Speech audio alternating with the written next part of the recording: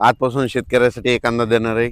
राज्यामध्ये आणखीन 4 आणि 5 ऑगस्ट आणि 6 ऑगस्टच्या दरम्यान आणखी 4 दिवस काही भागात आणि काही जिल्ह्यात तुरळक भागातच पाऊस पडणार आहे म्हणून हा अंदाज लक्षात घ्यायचा. नेमका कुठं पडणार आहे तुम्हाला एक सांगू इच्छितो.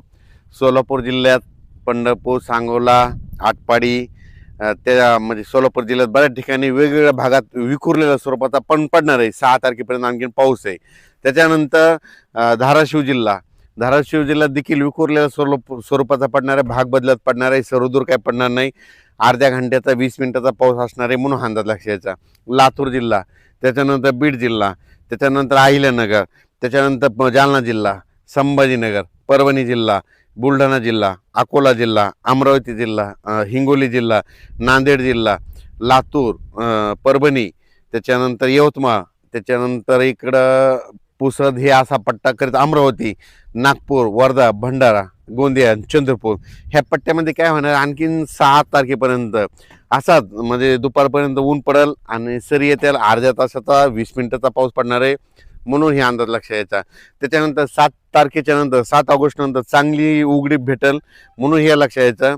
मग 7 ऑगस्टच्या नंतर मग काय होणार आहे, परत काय होईल, एक कमी दाबाचा पट्टा असल्यामुळं ते मध्य प्रदेशकडे जात असल्यामुळं ते नागपूरकडून मग जवळपास 15-16 दरम्यान मग काय होईल, पूर्व विदर्भाकडे पुन्हा पाऊस येणार आहे म्हणून हा अंदाज लक्षात यायचा. मग पूर्व विदर्भामध्ये नागपूर, वर्धा, भंडारा, गोंदिया, चंद्रपूर, यवतमाळ, वाशिम, हिंगोली, अमरावती, अकोला, बुलढाणा आणि इकडं नांदेड, परभणी असं जालना पट्ट्यापर्यंत ते पाऊस येऊ शकतो म्हणजे 15 ऑगस्टच्या नंतरचा म्हणून हा अंदाज सर्व शेतकऱ्यांनी लक्षात घ्यायचा.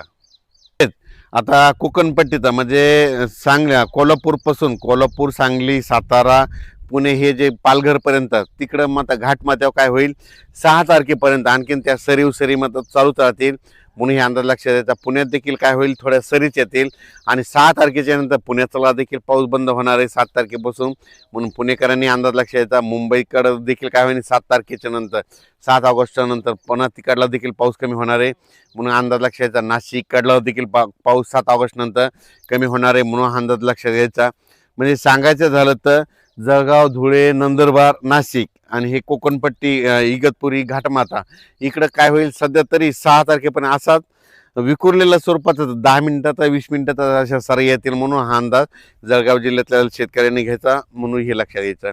म्हणून शेतीचे कामे करण्यासाठी आता वेळ आहे म्हणजे 15 ऑगस्टपर्यंत एक कमी दाबाचा पट्टा येईल पण ते मध्य प्रदेशकडे जात असल्यामुळं फक्त विदर्भातच त्याचा पाऊस पडणार आहे म्हणून हा अंदाज सर्व शेतकऱ्यांनी लक्षात घ्यायचा.